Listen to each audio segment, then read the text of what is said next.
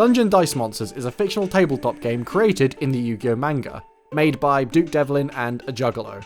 The aim of the game is to throw dice at each other as hard as possible, and the first one to bleed loses. I think. I didn't read the manga, I don't know what I'm on about. In the Yu-Gi-Oh anime, Dungeon Dice Monsters is a fictional tabletop game, where the idea of it is to steal all the source material and art from duel monsters. The game was so good, it could even unlock Joey's persona. I think. I didn't watch the show, I don't know what I'm on about. In the real world, Dungeon Dice Monsters is a tabletop game adapted from the anime. The aim of the game is to be a dungeon monster and throw as many dice at children as you can. I think. I didn't play the game, I don't know what I'm on about. But to be fair, it's not like anyone can afford it, Jesus. Well, I mean, I say that, but you know, it's still only the second most expensive Yu-Gi-Oh game. But I did play the 2003 Game Boy game, so I could at least, you know, do some kind of review on it. What ended up happening is, I went down a research rabbit hole, and now I know a bunch of useless shit about Dungeon Dice Monsters. And I'm gonna spew it at you. Enjoy. Picture this, you're in the Yu-Gi-Oh scene, you hear people talk about Dungeon Dice Monsters, and even saw some references to it in cards. You look into it, realise it's basically impossible to play without a heavy financial investment, so you take to the 7 seas of the World Wide Web and try to play the Game Boy game. You boot it up and realise, one does not play Dungeon Dice Monsters. You decipher it. Welcome to Dungeon Dice Monsters. Story? There isn't one. And that can be annoying for a lot of people. So you know what? I decided to make one up. You play as a reasonable bet placing enjoyer who made one too many bad bets. No! I lost it all! One day, your street-side financial advisor, who was always happy to spot you, starts asking for his money back, plus a little extra for his troubles. And the thing is, if you don't pay up, he will cut off your penis and sell it on the black market to Turkish Twitch streamers who are insecure about their masculinity. I'd rather keep my dick. Luckily, a new dice game has hit the scene and tournaments are offering cash prizes for winners. So you do what you do best. You decide to roll the dice, embrace the thrill of chance deciding your fate, and you never quit. At least not until you hit it big. So how do you play DDM? I'm not totally sure. Dungeon Dice Monsters does not concern itself by teaching you how to play. It treats you like a seasoned gamer, hard R. Just press buttons and figure it out by yourself. But in my time in this game, here's what I learned. At the start of your turn, you roll 3 dice. If at least 2 of your dice are matching numbers in a star, you can play a monster associated with the dice you've just rolled. The aim of the game is to build paths on a game board using unraveled cubes. You can put down paths as long as they're touching your deck master or an already existing path. You get paths when you summon a monster. Each monster has a level. Low-level monsters are more likely to be summoned, but their stats and abilities are pretty crap. The higher the level of the monster, the stronger it is, but the less likely it is to be summoned. Every other symbol are crests. When you roll a crest, it gets stored in your crest pool for later use. Crests are a resource used to take certain actions in the game. Move crests, move your monsters. You can move as many monsters in a turn as many times as you want, provided you can pay the toll. Attack crests let your monsters attack once per turn. Guard crests defend against attacks. Magic crests are spent to activate abilities, until they don't. And trap crests taint the result of your rolls. Apparently, trap crests are used to activate abilities. Thing is, no card uses them, making them about as valuable as a Zimbabwe dollar. And no matter what, you will always find yourself rolling at least 30 of these in every game you play. In the video game, monsters have types. Depending on the type of your monster, they will receive a stat buff or debuff when battling against another certain type. I have no idea what the weakness chart looks like, and I would just attack into stuff hoping for the best. I mean, hey, everything else is based on chance, might as well gaslight myself into thinking combat works that way too. Once you win every tournament, you can safely say you finished the game, but since there's no real story, there's no shame in quitting whenever you feel like it. I played the game for about 8 hours straight before I decided to drop it, because in that time, I completely solved the game. The most important thing in DDM is speed. So if you can build your dice pool to maximize gaining move crests, attack crests, and summoning low level monsters, the game becomes how quickly can I Zerg rush the Dice Master. The Dice Master can't move, so when something gets in its face for 3 turns, it's GG. But what if they summon a large monster? Don't worry about it. Flank the Dice Master from the sides, and suddenly, the large monster doesn't have a path to travel down. And by the time you get there, there's a good chance you can just chill there for 3 turns until you win. But if cheesing the game like that isn't quite your style, then cheese it with the best cards in the game. Warrior with Twin Swords is the most cracked monster in the game. He can move double the amount of squares, can deal insane damage if you spend extra attack crests, and guard is completely useless against him just because of how strong he can get. So if you maximize your dice for attack and moving, he solos the entire game. A lot of monsters don't do shit, but Johnny Twin Swords is fucking broken. Other broken monsters include Cocoon of Evolution, with its stupidly strong defense and low cost, any monster that can buff your other monsters.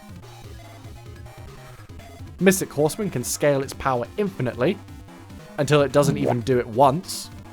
And an extra shout out to Curse of Dragon, Orgoth the Relentless, and Mighty Mage, because they are excellent at trying to optimize rolling for move and attack crests.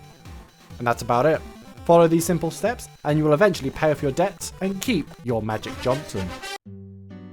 Alongside the GBA game, Dungeon Dice Monsters has 2 physical games, a Japanese one and an American one, with slightly different rules. They're basically the same as the video game, except there's no type bonuses from combat. The American one asks you to roll a dice that matches the colour of the card, and the Japanese one has fixed unfolded paths for each dice monster, but the dice have unique configurations to each monster, much like the game.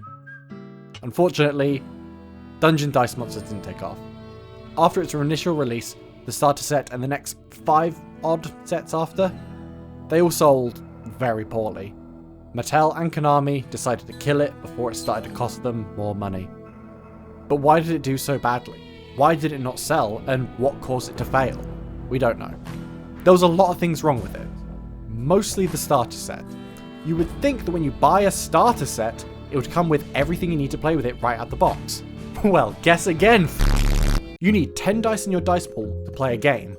The American starter set came with 5. Also, it was probably expensive as fuck, but someone in an office somewhere went, someone's gonna buy it, who fucking cares? The minis look like shit, the tiles feel like shit, the product is shit, the game is shit. Everything that could have gone wrong with it did go wrong. But was the game fun? Kinda. It's a 60-40 split. Here's what's good. The path building. There's probably not a lot of strategies around building your path, but it feels like what I'm doing is meaningful. And there have been a few moments where I could strategically put down my path to block my opponent's plays, or counter their defenses. And I do enjoy gambling, though deciding what dice to use to get the most out of them felt impactful. When the game gives you the opportunity to make a choice, the game pops. Here's what's bad about the game. It doesn't give you enough choices, because literally everything you do is a victim to chance and chaos. You can't move your monsters unless you rolled enough movement crests, which doesn't sound like a big deal. Just roll the crest you need, Lamau. Yeah, it doesn't work like that. Theoretically, you can just accumulate crests on the side from you trying to summon your monsters. In reality, what ends up happening is you get an abundance of guard, spell, or trap crests. And if you do summon your monster, you can't exactly move or battle with them because you're busy sitting on 14 fucking trap crests! Movement is critical to the game's momentum. If you don't have enough movement crests, you will find yourself passing turns over and over again. I didn't opt to play Dungeon Dice Monsters just to sit here and not play fucking Dungeon Dice Monsters. But let's say you do try to maximize your chances of getting a movement crest or a battle crest. You're never guaranteed to get any. Oh, you want to summon a monster? Well, you had better get a matching roll, or else it's back to just passing turn over and over again. And hell, if you want to summon your big level 4 boss monsters, ain't no way that's going to happen. The statistical chances of you rolling to summon your level 4 or 5 monsters is... I actually don't know the math on this, hold on. 1 in 36, yep, that is not happening. No level 5s, ignore I said that. Honestly, I think the game was released unfinished. A rough draft, like the Season 0 Yu-Gi-Oh game. I think for some reason Konami thought they could retrace the same steps as Yu-Gi-Oh to build a good game, trying to catch that same lightning in a bottle that happened with Yu-Gi-Oh. But this time, reality hit, and it didn't happen like that. So Dungeon Dice Monsters just died and faded into obscurity. But despite all my problems with the game, despite all the fucked design, the game being completely RNG, the video game having no story to drive me to finish it, all of it was fun. I get why people were into this. This game has so much potential, and it fucking sucks to see it just snuffed out before it could flourish. I did have a good time playing the game and trying to solve it and all the strategies that could be played in it.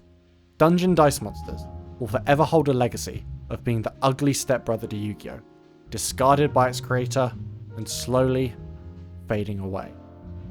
But what if it didn't? Because it kind of hasn't.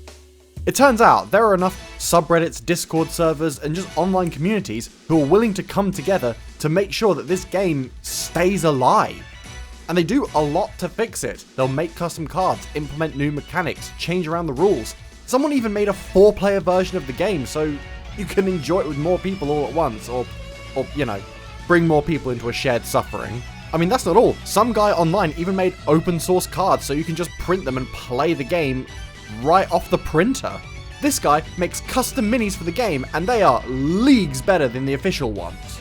This group of extremely dedicated fans of the game are doing everything in their power to keep their hobby, their passion alive, and even though the communities are tiny, because, let's be real, this is a niche game, they are doing an incredible job at it.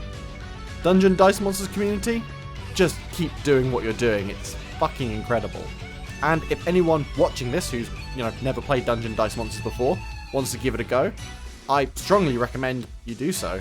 There's plenty of ways to play the game, case in point. And to anyone who doesn't really want to play it, just play it anyway, you fucking pussy. This guy put a lot of work into the minis, and by God, you're gonna buy them and play with them.